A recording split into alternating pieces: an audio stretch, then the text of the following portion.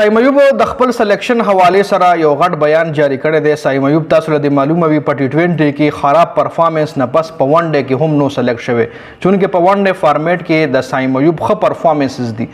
نو صائم ایوب ډیساپوینټ شو چې یعنی د ټي20 په پرفارمنس باندې د ون ډے نه ډراپ کول نه دی پکار. صائم ایوب مخکې هم دا سټیټمنټ جاری کړو چې د ټي20 په پرفارمنس باندې د ون ډے نه یو کلاړی نه ډراپ کول پکار، یا د ون ډے په پرفارمنس باندې د ټیسټ نه یو کلاړی نه ډراپ کول.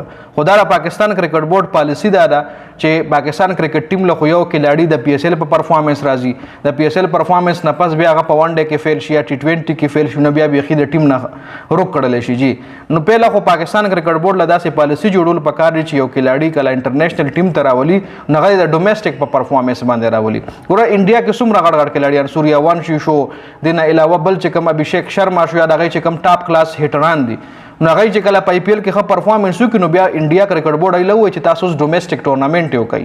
نو انډیا کې ډومېسټک ټورنامنټ ډېرې زیاتې رانجي ټرافي او پنجاب ټرافي او فلانې، نو هلته بیا څلور ورځو ټیسټ میچونه کېږي، څلور ورځو فرست کلاس میچز کېږي. نو پای کې بیا هغه کلاړیان خپل سکل امپروف کړي او هغې کې پرفارمنس نه پس بیا انډیا کرکټ بورډ هغه د انډیا کرکټ ټیم ته راولي. خو نه جي پاکستان کې داسې نه ده. پاکستان کې چې کله یو کلاړي په پی ایس ایل کې ښه پرفارمنس وکړي به دور د هغه نوم به هم نه وي، خو یو سیزن ښه تیرولو سره هغه د پاکستان ټیم ته راشي. که چېرې انټرنیشنل ټیم ته نه راځي نو انډر 19 ټیم ته راولي، خو هغه کلاړي د پی ایس ایل په پرفارمنس ټیم ته راولي. نو صائم ایوب مخکې هم دا ګیله کړې وه چې د ټي20 په پرفارمنس باندې زه د ون ډے نه ډراپ شوم، چونکې زه ډراپ کول نوم پکار لکه زما ډراپ کېدل ټیک نه دي پاکستان کرکټ بورډ له. اوس صائم ایوب یو بل بیان جاری کړی. صائم ایوب وایي چې I stopped thinking about getting selected for the team a long time ago.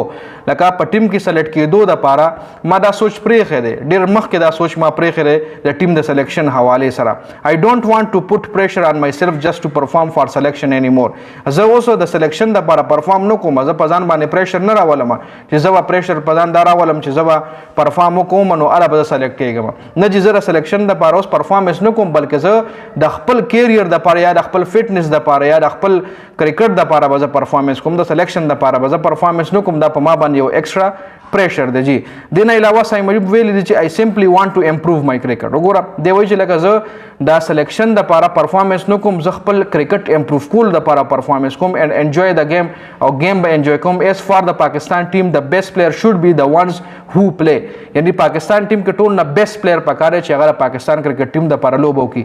that's what we all want. دا خو مونږ هم غواړو چې بیسټ کلاړي دی د پاکستان ټیم ته راشي. دا خو هر سړی غواړي، خو چې هلته کرایټیریا داسې جوړه ده، هلته پرچي کلاړیان راشي، هلته سفارتچي کلاړیان راشي ټیم ته، نو دا خو ګوره عوام هم غواړي چې بیسټ پلیئر د پاکستان کرکټ ټیم ته راشي، چې کوم ښه کلاړي وي د پاکستان کرکټ ټیم ته راشي، خو چې هغه رنګ کېږي نه. خیر صائم ایوب دا یو سټیټمنټ و دې حوالې سره ستاسو څه رایه ده کمنټ لازمي وکړئ.